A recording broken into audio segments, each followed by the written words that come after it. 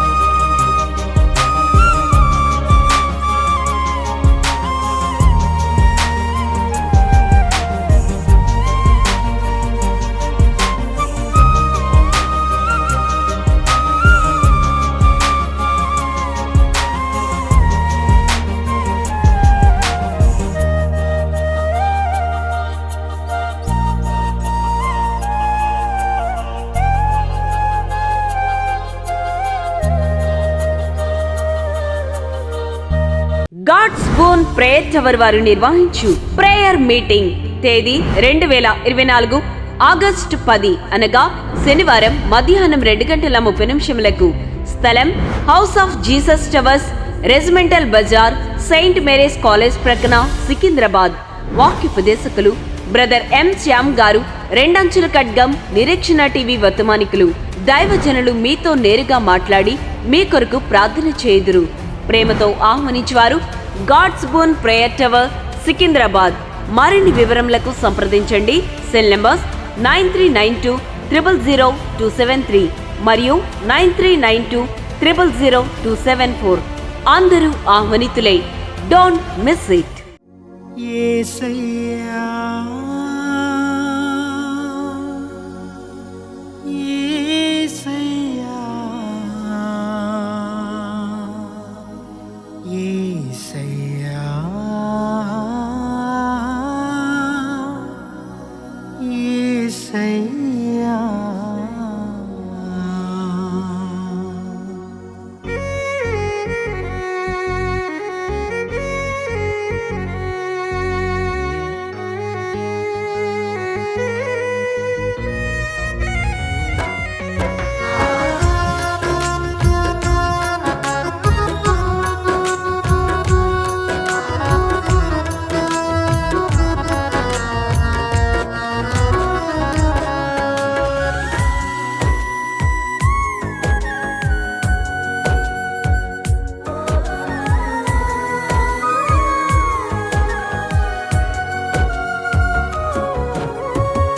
పనికిరాని నన్ను వెలిగించావయ్యా, మండుచున్న అగ్నివాలే నన్ను చేసావయ్యా. పనికిరాని నన్ను వెలిగించావయ్యా, మండుచున్న అగ్నివాలే నన్ను చేసావయ్యా. ఏమిచ్చి నీ రుణం తీర్చగలనయ్యా, మరణము వరకు నీ సాక్షిగా బ్రతికెదనయ్యా. ఏమిచ్చి నీ రుణం తీర్చగలనయ్యా, మరణము వరకు నీ సాక్షిగా బ్రతికెదనయ్యా. యేసయ్యా యేసయ్యా యేసయ్యా యేసయ్యా యేసయ్యా యేసయ్యా యేసయ్యా యేసయ్యా. పనికిరాని నన్ను వెలిగించావయ్యా, మండుచున్న అగ్నివాలే నన్ను చేసావయ్యా.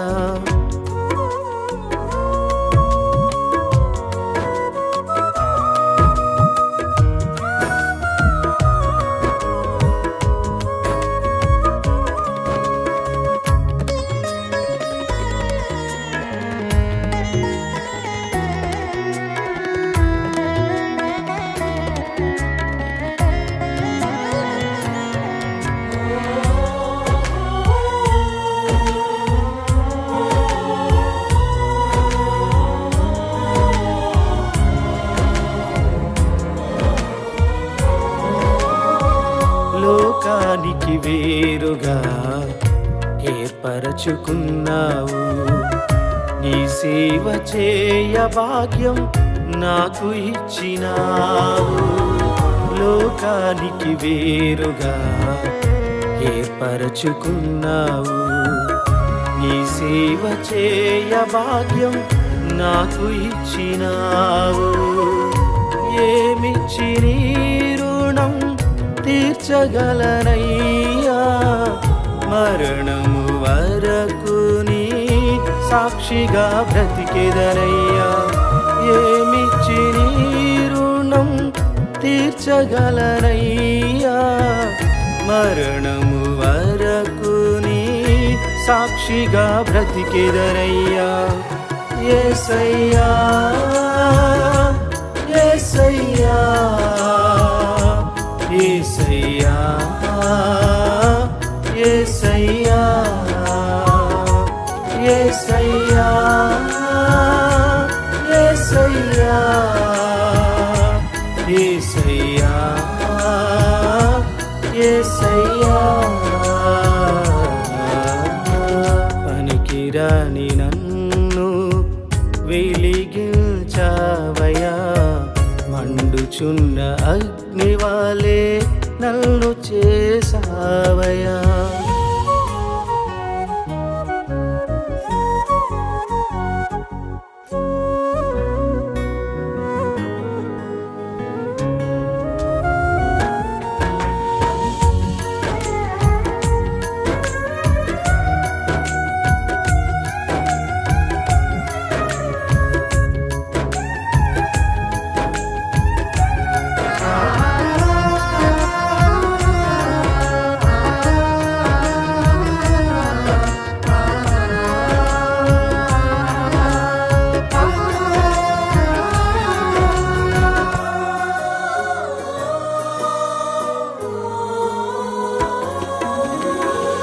కృంగిన వేళలు తోడు నిలిచావు. నిందలలో అవమానములో ధైర్యమిచ్చినావు. కృంగిన వేళలు తోడు నిలిచావు. నిందలలో అవమానములో ధైర్యమిచ్చినావు. ఏమిచ్చి నీ రుణం తీర్చగలనయ్యా, మరణము వరకు నీ సాక్షిగా బ్రతికెదనయ్యా. ఏమిచ్చి నీ రుణం తీర్చగలనయ్యా, మరణము వరకు నీ సాక్షిగా బ్రతికెదనయ్యా. యేసయ్యా యేసయ్యా యేసయ్యా యేసయ్యా. ఈమెను కూడా నేను పోషించాలా అని తెలుసు, కష్టం అని తెలిసిన నిర్ణయం మార్చుకుందా. బక్సి గారికి తెలుసు, కోట్లు అందుకుని బయటికి వెళ్తా, కష్టం వదల్లా అని. విచిత్రం ఏంటి తెలుసా, అలా వచ్చిన వ్యక్తి దేవుడు విడిచిపెట్టట్లే. ప్రపంచ చరిత్రలో 17,000 సంఘాలు కట్టి Guinness book of world record సాధించిన ఏకైక దైవజనుడు బక్సి గారు. గట్టిగా చప్పట్లు కొట్టి దేవుని నామాన్ని ఇష్టపడ్డాను. ఆయన 2000 సంవత్సరంలో చనిపోయాడండి. ఎప్పుడో కుక్కుడు కొరగా నేను చెప్పట్లా. మీకు అర్థమవుతుందా? ఒక్క మాటలో చెప్పాలి అని అంటే హైదరాబాద్లో ఫస్ట్ ఇది వరకు, అంటే చాలా కాలం క్రిందట వరకు, అంటే కల్వర్ టెంపుల్ రాకముందు వరకు కూడా హైదరాబాద్ పేరు చెప్తే ముందు గుర్తొచ్చేది హెబ్రోన్. Head quarter. ఆయన తెలుగువాడు కాదు. మొట్టమొదటి మందిరం మద్రాసులో జోహర్షమ్మ అనే ప్రాంతంలో కట్టాడు ఆయన. అక్కడి నుంచి 17,000 సంఘాలు కట్టాడు. ఆయన నిర్ణయం ఎంత గొప్పదో తెలుసా? ఒక్కసారి సహజంగా చాలా మంది ఇప్పుడున్న స్పీకర్స్ ఎవరైనా సరే ఎక్కడికి వెళ్ళి వాక్యం చెప్పాలనుకుంటారంటే అమెరికా దేశం వెళ్ళి. ఒకసారి అమెరికా వైట్ హౌస్ నుంచి కాల్ వస్తే బాక్సింగ్ గారు అటెండ్ చేశారు. అయ్యా, మేము అమెరికా ప్రెసిడెంట్ హౌస్ నుంచి మాట్లాడుతున్నాం, మీరు వైట్ హౌస్లో వర్తమానం ఇవ్వాలి. మామూలుగా ఇప్పుడు మాలాంటి అయితే డిగ్రీ కంప్లీట్ వస్తాం, అమెరికాలో వాక్యం అంటారు అంటారు. అని ఏమన్నా తెలుసా? ప్రభు గడి చిత్తా అన్నట. ఎవరిని అడిగి? ఇప్పుడు బాగా ఆలోచించండి. అలా చెప్పినప్పుడు అటే పెట్టి కోపం వచ్చిందంట. హలో సార్, కాల్ చేసి ఎక్కడి నుంచో తెలుసా? మీ ఇండియా స్పీకర్స్ అందరూ కూడా ఉవ్విళ్ళూరుతూ వైట్ హౌస్ లో వర్తమానం ఇవ్వడానికి ఎప్పుడు అవకాశం వద్దని ఎదురు చూస్తూ ఉంటారు. అలాంటి ప్రెసిడెంట్ హౌస్ నుంచి మీకు కాల్ వచ్చింది అని అంటే ఆయన అన్నాడట, నా దేవుడు చెప్పకుండా ఎక్కడికి నేను. తర్వాత 1 day తర్వాత మళ్ళీ కాల్ చేస్తే ఆయన అన్నాడట, నా దేవుడు అక్కడికి రావద్దని చెప్పాడు. ఆలోచించండి, రిజెక్ట్ చేశాడు. ఎందుకో తెలుసా? ఆ నిర్ణయం అది. బ్రతికితే ప్రభు కొరకు బ్రతకాల, ప్రభు కొరకు మండుతున్న అగ్ని వలె బ్రతకాలి కానీ చచ్చు సేవ చేయకూడదు, చచ్చు భక్తి బతకూడదు. దేవుడి కొరకు బ్రతికితే నిప్పు కణం వలె బ్రతకాల.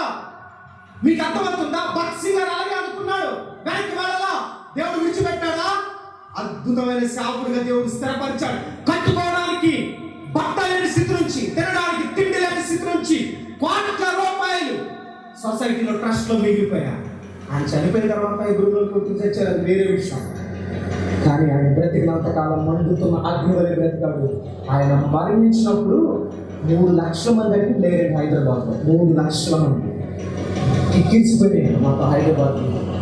అప్పుడున్న సీఎం కాదు అక్కడ మాట చెప్పాడు, ఎక్కడెక్కడ ట్రాఫిక్ జామ్ అయిపోయింది, ఎవరు చనిపోయారు, ఎవరైనా ప్రముఖమైన లీడర్ చనిపోయాడా అని అంటే, లేదు సార్ ఒక పాస్టర్ గారు చనిపోయారు అంటే 2011లో నేను తొట్టుకోండి యూట్యూబ్లో.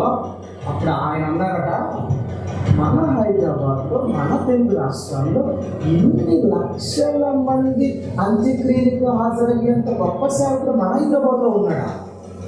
చెప్తే నేను కూడా వెళ్ళి అక్కడ సంతాపం చెప్పి ఒక దండేసి వచ్చేవాడిగా అంటే ఆయన మరణం కూడా ప్రజలకు ఏమేందో తెలుసా? ఆశీర్వాదం. విచిత్రం తెలుసా?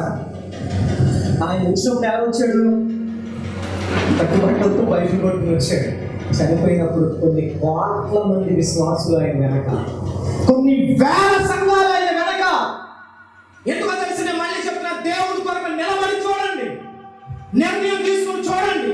దేవుడు విడిచిపెడతాడా? విడిచిపెట్టడు. రూతులు విడిచిపెట్టాడా? యేసుక్రీస్తు వంశావళిలో చేర్చాడని గట్టిగా చెప్పండి కూడా దేవుని నామమున స్తుతించడానికి ఇష్టపడతాను. ఎందుకో తెలుసా? తనకు తెలుసు కష్టమని, తనకు తెలుసు నష్టమని. ఎవరు బలహీనపరిచిన ఒక్కడు కూడా వెనక్కి వెళ్ళకుండా ప్రభు కొరకు అలాగే నిలబడింది చచ్చే వరకు. ఎవరు గట్టి చెప్పాలా?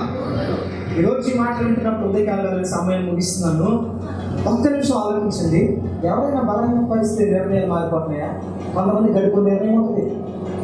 చూడండి, రక్షించబడి కొత్తలో కొంతమంది పసగరు చెప్పండి, ఏ పని అయినా సరే అంటారు.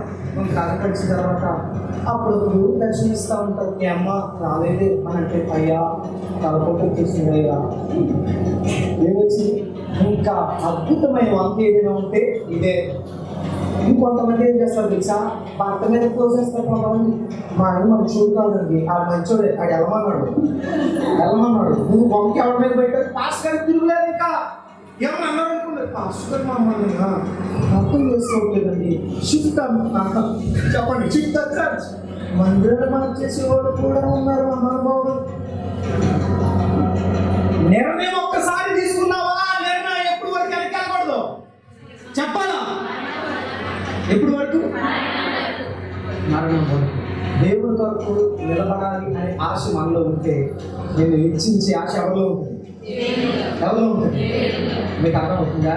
దేవుడి కొరకు నిలబడాలి అని అంటే అర్థమవుతుందా? నేను రక్షణ పొందక ముందు మా ఫ్యామిలీలో ఫస్ట్ సేవకు, అందులో రక్షణ పొందక ముందు ఎప్పుడైతే సినిమాలు ఇచ్చాను, చూడడం ఆడేవాడిని. ఎదురు బాగా డబ్బుండేది. మా అన్నగారు చాలా చిన్న వయసులో చనిపోయారు. తర్వాత నేను గవర్నమెంట్ ఎంప్లాయ్, వెనకాల పొలాలు ఉన్నాయి, ఆస్తి పాస్తులు ఉన్నాయి, చాలా పరిస్థితులు ఉన్నాయి. అలాంటి స్థితి నుంచి అవన్నీ వదులుకుని దేవుడి కొరకు నిలబడితే ఈరోజు దేశవ్యాప్తంగా దేవుడు వాడుకుంటున్నాడు. దేశవ్యాప్తంగా. ఎందుకు అంటే కష్టాలు వస్తాయి, సమస్యలు వస్తాయి, ఇబ్బందులు వస్తాయి. ఈ రోజు ఇక్కడ కూడి వచ్చిన చాలా మంది ఏం చేస్తారు తెలుసా? మందిరానికి వస్తారు కానీ మారు మనసు అనుభవం ఉండదు. చాలా మంది ఎవరు ఏమంటారు తెలుసా? అయ్యా ఒరే బాబు రక్షణ పొందండ్రా అంటే, చాలా వయసు ఉందన్నా, చాలా వయసు ఉంది. మీకు అర్థమవుతుంది. చాలా యవన కాలం రక్షణ ఉందండి. నేను అసలు సేవ వచ్చి 8వ సంవత్సరం. జస్ట్ 8 years, కానీ 5 years స్పాన్ పూర్తాకుండా దేవుడు చెప్పడం మొదలు పెట్టారు. ఎందుకు ఈ మాట చెప్తున్నా అని అంటే, ప్రభు కొరకు వృద్ధాప్యంలో అనుందా? వృద్ధాప్యంలో యెహోవా కాడి మొయిట నరునికి మేలు అనుందా? గట్టిగా చెప్పాలి. యవ్వన కాలంలో యెహోవా కాడి మొయిట నరునికి మేలు. ఎందుకో తెలుసా? యవ్వన కాలం బహుశక్తివంతమైనది. యవ్వన కాలం అద్భుతమైన వాక్చాతుర్యం కలిగినది. యవ్వన కాలం శరీరంలో వ్యాధులు లేనిది. యవ్వన కాలం శరీర సంస్కరణలో ఎక్కడికైనా పరిగెట్టగలం, ఎంత పరిచర్య చేయగలం. అవసరం లేని వయసు, ఇబ్బంది లేని వయసు, రోగాలు లేని వయసు, అడ్డువాదం లేని వయసు. ఆ వయసులో ప్రభు కాడి నువ్వు మొయ్యగలిగితే అనేక మందిలో దివ్య జ్యోతి వలె దేవుడు వెలిగిస్తాడు. దైవజనుడు భక్త్ సింగ్ గారిని వెలిగించాడు ఆయన. రూతు యవ్వన కాలంలో దేవుడు మనకు బ్రతికితే వెలిగించబడింది. యేసుక్రీస్తు వంశావళిలో చేర్చబడింది. రూతు నిర్ణయం దేవుని వంశావళిలో చేర్చింది. భక్త్ సింగ్ గారి నిర్ణయం ప్రపంచానికి ఆశీర్వాదకరమైన సేవను సేవకుడుగా మార్చింది.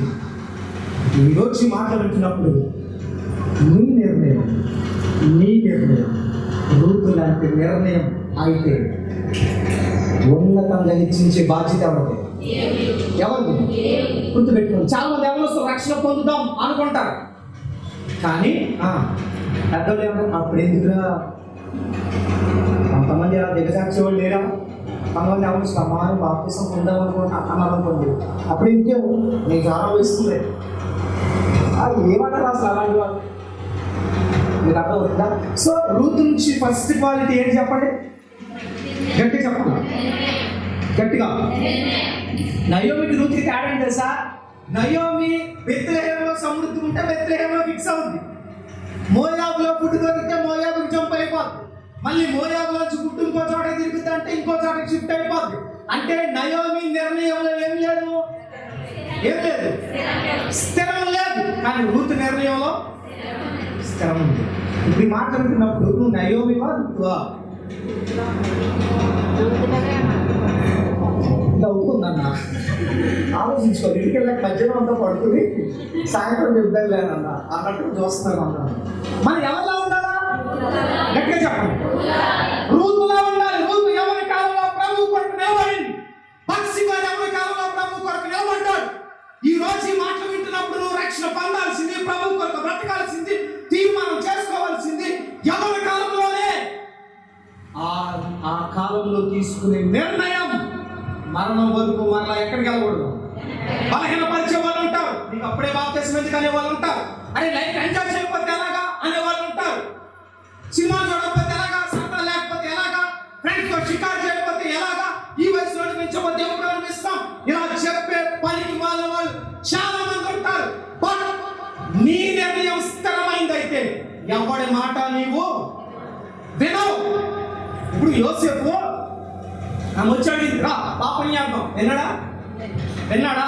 ఆఫ్రికాల దగ్గరికి వచ్చిన రిజెక్ట్ చేశాడండి. అది దేవుడి కొరకు బ్రతకడం అంటే, అది దేవుడి కొరకు నిర్ణయం తీసుకోవడం అంటే. ఈరోజు మాట్లాడుతున్నప్పుడు ఈ ఫస్ట్ సెషన్లో పరిశుద్ధాత్మ దేవుడు మీతో చెప్పిన మాట ఒకటే.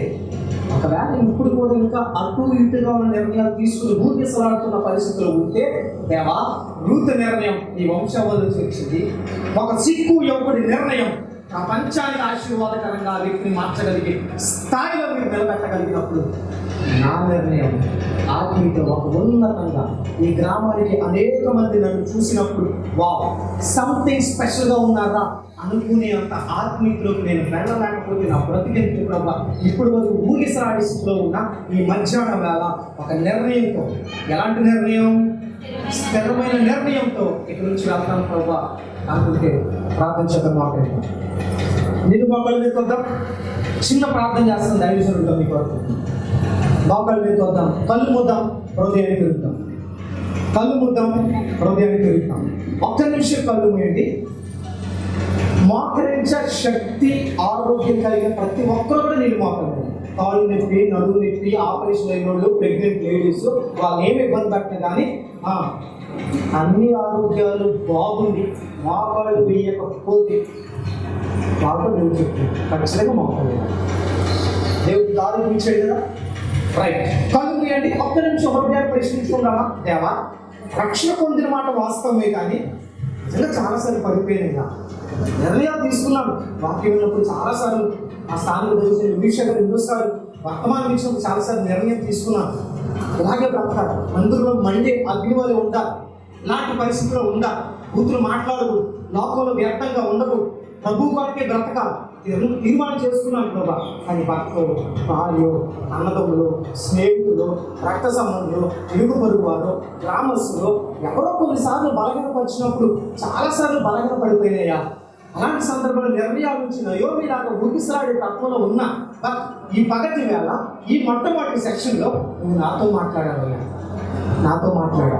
ఇప్పటి వరకు నా ఇష్టానుసారంగా నేను ఉన్నా. ఈరోజు ఒక రూతును నా కళ్ళ ముందు పెట్టావు, ఒక సిక్కు యువకుని నా కళ్ళ ముందు పెట్టావు. ఈరోజు వాళ్ళే ఆశీర్వదించబడ్డారు, కారణం వాళ్ళ నిర్ణయం. ఈరోజు నాకు ఎటువంటి ఆశీర్వాదం కావాలి. ఈ చిలకపాటు గ్రామంలో ఒక మాదిరికరమైన బ్రతుకునే బ్రతకాల, వెచ్చవిడిగా బ్రతికే బ్రతుకు నుంచి ప్రభు కొరకు బ్రతకాలని ఒక బలమైన నిర్ణయం ఈ రోజు నేను తీసుకొని ఆశపడుతున్నానయ్యా అనుకుంటే చిన్న ప్రార్థన ఈరోజు ఈ మాటలు వింటున్నప్పుడు ఇప్పటి వరకు నిష్టానుసారంగా బ్రతికావు, నిష్టానుసారంగా ఉన్నావు, రక్షణ ముసుగులోనే వదిలేసిన పాపాలు మరలా నీ జీవితంలోకి రానిచ్చావు. కానీ ఈరోజు రూతు మన కళ్ళ ముందు కనబడుతుంది, ఒక సిక్కు యువకుడు మన కళ్ళ ముందు కనబడుతున్నాడు, ఒక అన్యుడు వాళ్ళు నిలబడగలేదు. దేవా, రక్షణ పొందే నేను ఎందుకుంటేనయ్యా, ఎందుకు నీ కొరకు బ్రతకలేనయ్యా, రూతులాగా ఎందుకు స్థిరమైన నిర్ణయాన్ని నేను తీసుకోలేనయ్యా. ఈ రోజు ఇక్కడ కూడి వచ్చిన చాలా మంది ఒకవేళ రక్షణ పొందారు, కొంతమంది యవనస్తులు కానీ పెద్దవాళ్ళు కానీ ఇక్కడ నుండి ఇంకా రక్షణ పొందకుండా ఎవరో బలహీనపరుస్తుంటే, ఎవరో ఆటంకపరుస్తుంటే ఆగిపోయావు. వాక్యం సెలవిస్తా ఉంది, యవన కాలంలో యెహోవా కాడి బయట నరుడికి మేలు, నీకు మేలుకరంగా ఉండాలి అని ఆశపడితే ఒక్క నిర్ణయం తీసుకుని ప్రాంతం చేయదు. దేవుని కొరకు మండి అగ్ని వలె బ్రతకాలనే తీర్మానం ఎక్కడి నుంచి వెళ్ళు. రక్షణ పొందిన నీవైనా, రక్షణ పొందకుండా ఆలస్యం చేస్తున్న నీవైనా మాట వింటున్నప్పుడు ఒక్క నిమిషం అయ్యా, ఈరోజు స్థిరమైన నిర్ణయం తీసుకుని ఇక్కడికి వెళ్తాం, ఇక్కడ నుంచి వెళ్తాం అని చిన్న ప్రార్థన చేసుకుని ఇక్కడ నుంచి వెళ్ళడానికి ఇష్టపడదాం. ఒకవేళ ఎవరైనా రక్షణ లేకుండా ఇక్కడ ఉంది, ఒకవేళ ఈరోజు యవ్వన కాలంలో రూతు నీ కొరకు నిలబడిందయ్యా, కానీ నాకు యవ్వన కాలం వచ్చింది, మంచి వయసు వచ్చింది, వృద్ధాప్యం వచ్చింది, ఇంకా రక్షణ లేకుండానే తిరిగేస్తున్నా, ఇంకా నా ఇష్టానుసారంగానే తిరిగేస్తున్నా, ఇంకా వయసు ఉందిలే, ఇంకా యవ్వనం ఉందిలే, ఇంకా బలం ఉందిలే అనుకుంటూనే జీవితాన్ని ముందుకు తీసుకెళ్ళిపోతున్నానయ్యా. కానీ ఈ రోజు నన్ను దర్శించావు, యవ్వన కాలంలోనే నీ కొరకు నేను బ్రతుకుతానయ్యా. రూతు యవ్వన కాలంలో బ్రతికింది, బత్షెబ యవ్వన కాలంలో బ్రతికాడు. మా ముందు నిలబడిన దైవజనుడు యవ్వన కాలంలో ప్రభు కొరకు నిలబడ్డాడు. ఈ రోజు ఈ మాట వింటున్నప్పుడు యవ్వన కాలంలో నేను కూడా బ్రతకాలని ఆశపడుతున్నానయ్యా అనుకుంటే ఒక చిన్న తీర్మానం ఇక్కడ నుంచి వెళ్తావయ్యా, నేను కూడా వ్యర్థంగా గడిపేశానయ్యా, కానీ నేను కూడా రక్షణ పొందాలని ఆశపడుతున్నా, బాప్తిసం తీసుకోవాలని ఆశపడుతున్నా అని ఆశ నీ హృదయంలో కలిగితే ఇదే మిక్కిలి అనుకున్న సమయం. ఎవరేమనుకుంటారో నీకు అనవసరం, నీ పాత జీవితం దేవునికి అనవసరం. ఈ మాటలు వింటున్నప్పుడు ఒకవేళ నీ తీర్మానం ప్రభు కొరకు బ్రతకాలి అనే తీర్మానమే అయితే, అలాంటి నిర్ణయమే అయితే చిన్న తీర్మానం తీసుకుని ఇక్కడి నుంచి వెళ్ళాలని ప్రభు పేట ఒక సేవకుడిగా ఆహ్వానిస్తున్నాను. ఎవరైనా ఒకవేళ అలాంటి తీర్మానాన్ని కలిగి అన్నా ఎస్ నేను కూడా ఎవరి కాలంలో ప్రభు కొరకు బ్రతకాలని ఆశపడుతున్నాను, రక్షణ మార్గం లేకుండా ఇష్టానుసారంగా బ్రతకాలి, కానీ ఈ వాక్యం నన్ను దర్శించింది, నేను ప్రభు కొరకు బ్రతుకుతా అనుకుంటే ఒక నిమిషం మీకు కూడా వస్తాను, చూపిస్తారా? ఎవరైనా ఒకవేళ అర్థం చేసుకుని రక్షణ పొందకుండా ఉండి అయ్యా నేను ప్రభు కొరకు బ్రతకని ఆశపడుతున్నాను, రక్షణ మార్గంలోనికి రావాలని ఆశపడుతున్నాను అనుకుంటే మీకు కూడా వస్తాను. ఒకసారి చూపిస్తారా? 1 2 3 4 5. నేను చెప్పింది అర్థం లేదు. బాప్తిసం పొందని వాళ్ళ గురించి మాట్లాడుతున్నాను. మన ప్రభువును రక్షకుడైన యేసుక్రీస్తు వారి ప్రేమ కలిగిన నామములో మీ అందరికీ శుభాభివందనాలు తెలియజేస్తూ ఉన్నాను. హైదరాబాద్, సికింద్రాబాద్ పరిసర ప్రాంత ప్రజలందరూ కూడా శుభవార్త. మరి 2024 ఆగస్టు 10 శనివారం house of Jesus tower Secunderabad నందు జరగబోతున్న ప్రేయర్ మీటింగ్కు నేను అటెండ్ కాబోతున్నాను కనుక మిమ్మల్ని అందరినీ కూడా ప్రేమపూర్వకంగా ఆహ్వానిస్తూ ఉన్నాను. ఆసక్తి కలిగిన వారు, అన్న ఈ మీటింగ్కి మేము కూడా అటెండ్ అవుతాం అని ఆసక్తి కలిగిన వారు అందరూ కూడా కింద స్క్రోల్ అవుతున్న నెంబర్లకు మీరు కాల్ చేసినట్లయితే ఆ యొక్క మీటింగ్ డీటెయిల్స్ అన్నీ కూడా మీకు తెలియజేస్తారు. కనుక ప్రేమపూర్వకంగా మరొకసారి మిమ్మల్ని అందరినీ కూడా ఆహ్వానిస్తున్నాను. Meeting address house of Jesus tower, regimental bazaar, saint Mary's college పక్కన, సికింద్రాబాద్. సమయం మధ్యాహ్నం 2:30 గంటలకు. ప్రేమతో మిమ్మల్ని ఆహ్వానిస్తున్న వారు మీ దీన సేవకుడు బ్రదర్ ఎం శ్యామ్. ఈ యొక్క ఆధ్యాత్మిక కార్యక్రమంలో ఈ వాక్యం ద్వారా మీరు బలపడినట్లయితే ఈ కార్యక్రమాన్ని ప్రోత్సహించండి, బలపరచండి. అలాగే మీ సమస్యలు ఏమైనా తెలియచేయాలి అని ఆశపడితే ఈ స్క్రీన్పై స్క్రోల్ అవుతున్న నెంబర్లకు మీరు కాల్ చేయండి. అలాగే మీ ప్రార్థన అవసరాల కొరకు ప్రేయర్ చేయడానికి సేవకుడిగా నేను ఇప్పుడు సిద్ధంగా ఉన్నాను. అలాగే నా వర్తమానాలు మీ ప్రాంతాల్లో వినబడాలి అని ఆశపడితే ఎవరైనా సరే దైవ సేవకులు కానీ మరి ఎవరైనా ఈ స్క్రీన్పై కనబడుతున్న నెంబర్లకు మీరు కాల్ చేయొచ్చు అని ప్రభు పేరిట తెలియజేస్తున్నాను. అలాగే నా వర్తమానాలు మీరు ఇంకా వీక్షించాలి అని ఆశపడితే బ్రో ఎం శ్యామ్ అనే యూట్యూబ్ ఛానల్ ద్వారా కూడా నా వర్తమానాలు అనేకమైన యూట్యూబ్లో ఉన్నాయి కనుక వాటిని కూడా మీరు వీక్షించి ప్రభు యొక్క దీవెనలు పొందుకోవాలని, ఆధ్యాత్మికంగా బలపడాలని ప్రభు పక్షాన తెలియజేస్తున్నాను. ఈ దీన సేవకుడి కొరకు, ఈ దీన పరిచయం కొరకు మీ యొక్క అనుదిన ప్రార్థనలో జ్ఞాపకం చేసుకోవాలని ప్రభు పేరిట మీ అందరినీ కూడా తెలియజేస్తున్నాం. God bless you, God bless you all. దేవుడు మిమ్మల్ని దీవించునుగాక. ఆమేన్. మా అడ్రస్ బేతేలు ప్రార్థనా మందిరం, ఇందిరా కాలనీ, జీడిపిక్కల ఫ్యాక్టరీ ఎదురుగా, దొండపూడి రోడ్, గోపాలపురం.